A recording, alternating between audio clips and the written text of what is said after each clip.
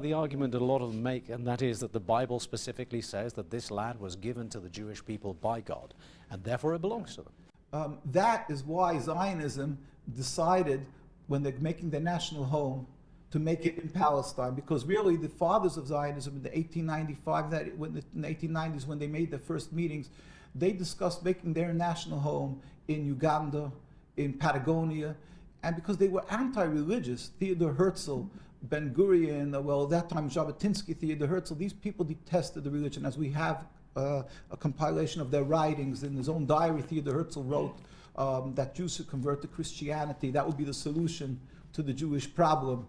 And it should be done in pride and music. On page 14 of his diaries, we will get to that with God's help. And he didn't circumcise his son. He openly wrote about this in the newspapers, that he's not circumcising his one son in the hands. So they detested religion. They were looking for a practical area of that they would flourish, a land that would be fruitful, and to create a land.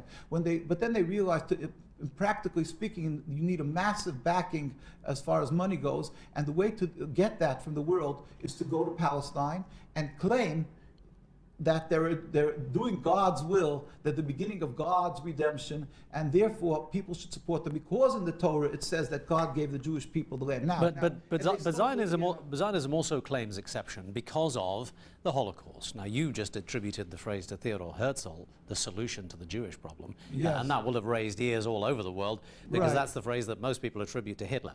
Now, the idea that the Jews need a safe country in order to prevent the possibility of another Holocaust, in order to solve the persecution of Jews throughout millennia, is one of the founding principles of Israel. You don't think that holds any water either? The Holocaust was God's will, and we don't question God. God is compassionate and so forth, but we have to be introspective, understand why it came. We believe that God will be exacting with the punishment for the Nazis, but at the same time to take the issue of the Holocaust and to take that and to use it to rebel against God, when God specifically told us, do not attempt to make your own state, and to use that to take the land from the Palestinian people, is taking the people that died because they were Jewish, and to sort of dig them up and use them to rebel against God. It couldn't be anything worse for these people who died as Jews. Our closest ally in the Middle East, one of our closest friends,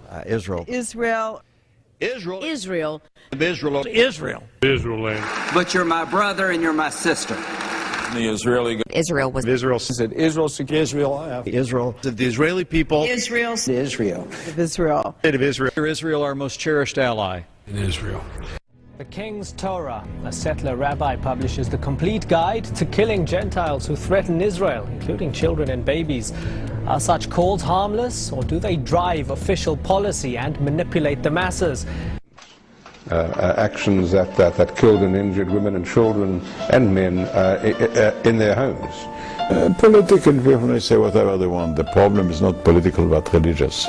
With a minute, people are becoming religiously fanatic. Reason is becoming irrelevant. They do it for religious purpose, fanatic. But former Israeli General Nehemiah Dagan, who for many years was in charge of army education, says mixing religion with military can be a dangerous mix. A common theme in religious Zionism, where serving in the army is a form of religious duty. It says in the Torah that we have to go to the army. By publishing a new book in which he appears to authorize the killing of non-Jews who are accused of posing a threat to Israel. The book, called The King's Torah, contains quotations from the Talmud, a scholarly Jewish text, to which the rabbi adds his own opinions and interpretations. In a chapter entitled The Killing of Gentiles in Wartime, the rabbi writes, "In any circumstances where the presence of a Gentile causes danger to Israel, it is permitted to kill the Gentile." In addition, he says, in cases where there is a strong suspicion that someone will continue persecuting Jews, it is permissible to kill him, even if at this moment he is not actively persecuting. months after Israel's offensive in Gaza, and the controversy continues, especially over the new role played by the army's rabbis, as seen here in a leaflet obtained by breaking the silence, distributed to combat soldiers in Gaza, which carry the logo of the military rabbinate. I will chase down my enemy and I will not return until he's destroyed, and so on. That's as religious biblical reference as you get. We don't care what the world thinks about what our land is or what our land is not. You don't care what the world thinks? No. Why? Because we are a chosen nation and the world knows that. And God promised us Jerusalem.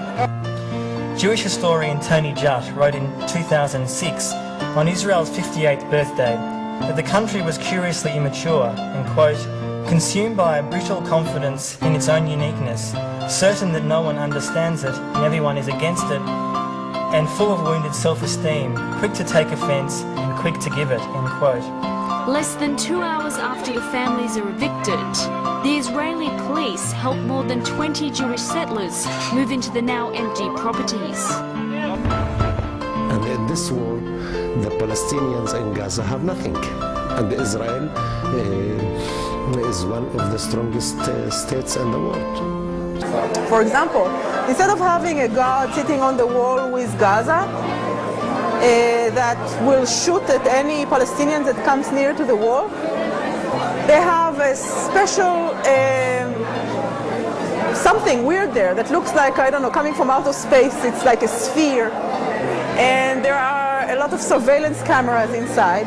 And then there are women who sit in a base, an army base, inside Israel, far from there, who control these cameras. And when they see something moving, they can shoot it from afar. So they have a room full of people who just control this entire section of the wall with Gaza.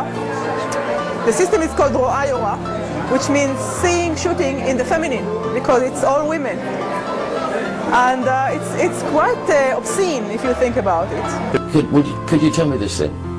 To us as outsiders, the David and Goliath situation that exists between you and the Palestinians, particularly in Gaza, they don't appear to have an economy. They don't appear to have a society. They don't even appear to have a way of life. And now, in the last couple of months, 80–90% of their homes are destroyed. They have no source of income. This is, I guess, why the world was shocked at the ferocity of your attack on Gaza. Israeli of white phosphorus. Israel. War crimes. Israel. And the worst of it, in my opinion, is during the 1967 war. The Israelis, they had just captured about 1,200 Egyptian soldiers in the Sinai. They had asked them to dig their own graves, and they shot them.